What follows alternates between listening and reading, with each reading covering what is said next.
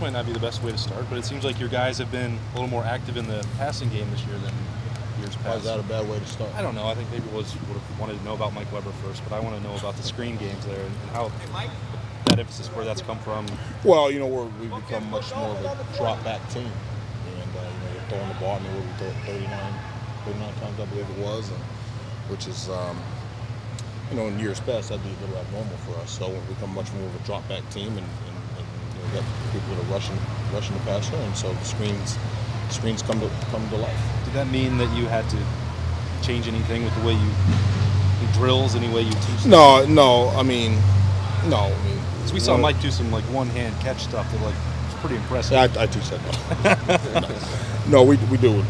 We probably throw more balls to him now than we had in previous years I've been here, as far as receiving skills. But in the pass protection, we've always worked on that, but that's become a bigger emphasis, obviously. And so yeah, whatever we got to do to win games, that's what we're doing. Yeah, they don't mind if it doesn't have to be a handoff. No.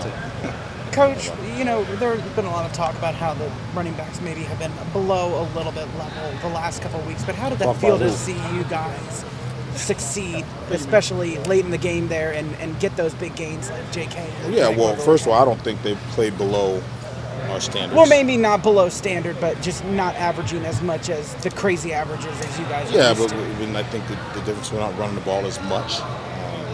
But I think if you look at the yards per carry average, are still doing pretty well. I know that we obviously played a really good defense last weekend. It's not taking away from Penn State.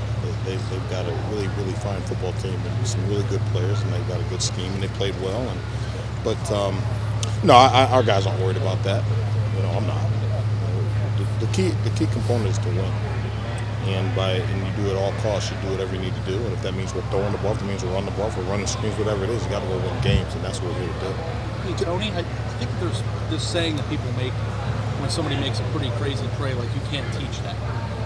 Can you teach vision? No, but what you can do in the structure of a play, you can certainly let them know, and they have to know really where the free hitter's at, because you're not going to block them all. And so where's the free hitter come? If we're going to crack a guy, we're going to get on the edge. Okay, well, the free hitter's the corner. It might be the safety, the backs, the boundary safety, whomever it may be in the structure of the play. So they have to always know where that's coming from.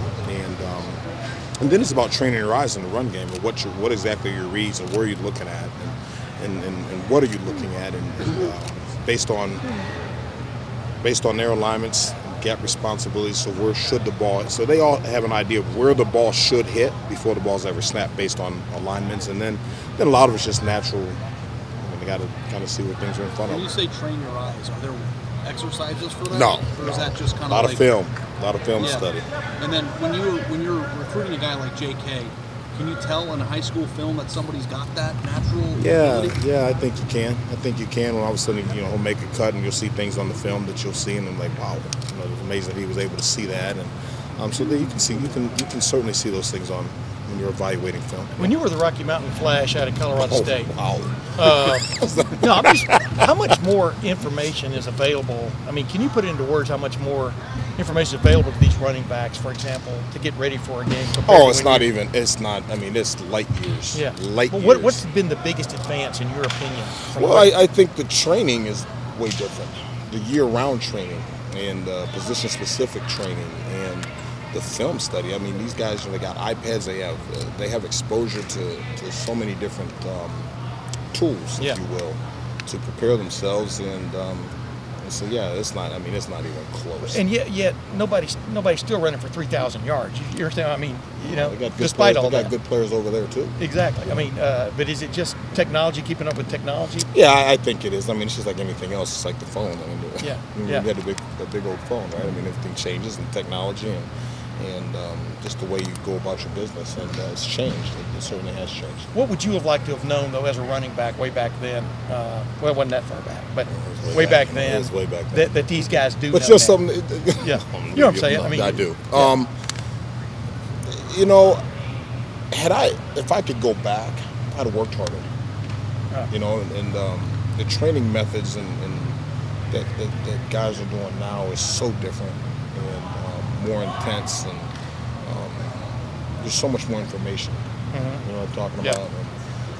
if I had to go back, you know, I would have used that information that was available better and more to my advantage. What is the biggest benefit that you've noticed of having two, for want of another word, premier or at least really good running backs on the same team?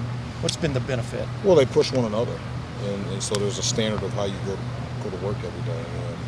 And, you know, like to say, do they compete? Yeah, it's a very competitive environment we live in, but they push one another and they champion each other's efforts, and so that's a good thing. When one guy's doing this one, this is how you have to go to work because everyone else is doing it, and so they've elevated the room.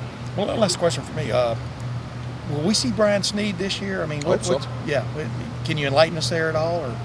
I hope so. Time will tell.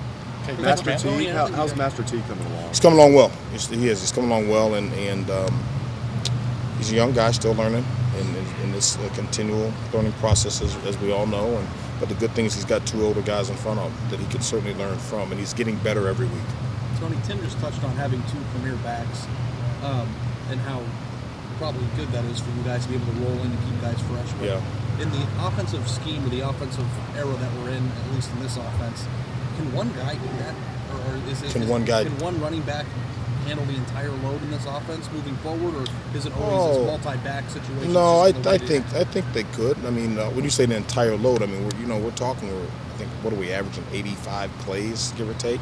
No, a guy can't play that. He can't play that many reps. He's got about 1 or 2 games to do that. So you need other guys. Could they handle more than 40 reps? Absolutely, they could handle that. They're trained to do that. But at the same time, we've got two really dynamic players. I believe they're dynamic players. So why not get them both out there and let them play? Tony, what is the best play for this team on 3rd and short?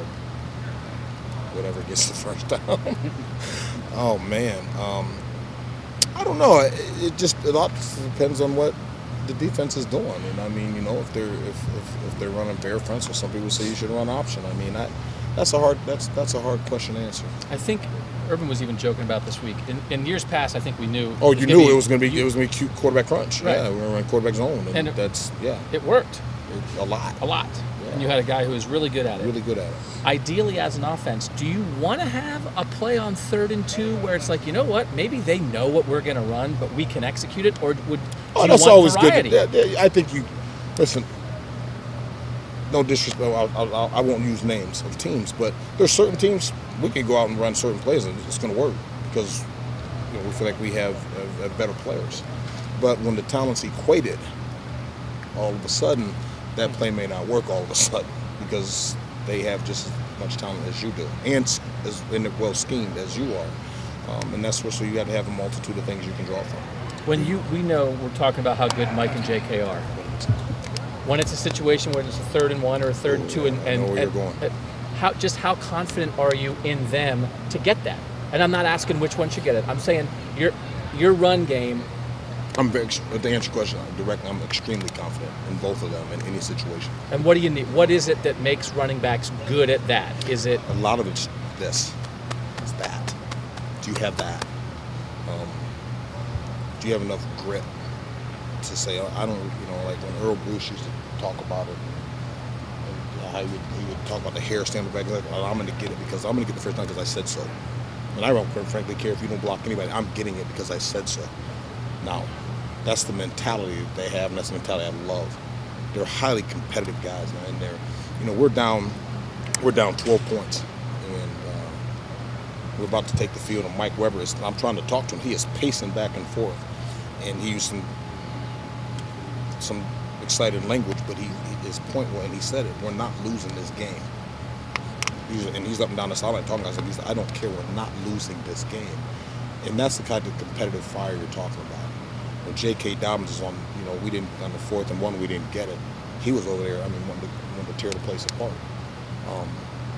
They're highly competitive guys, and I love that about them. And so, again, to directly answer your question, I'm extremely confident in both of them in any situation.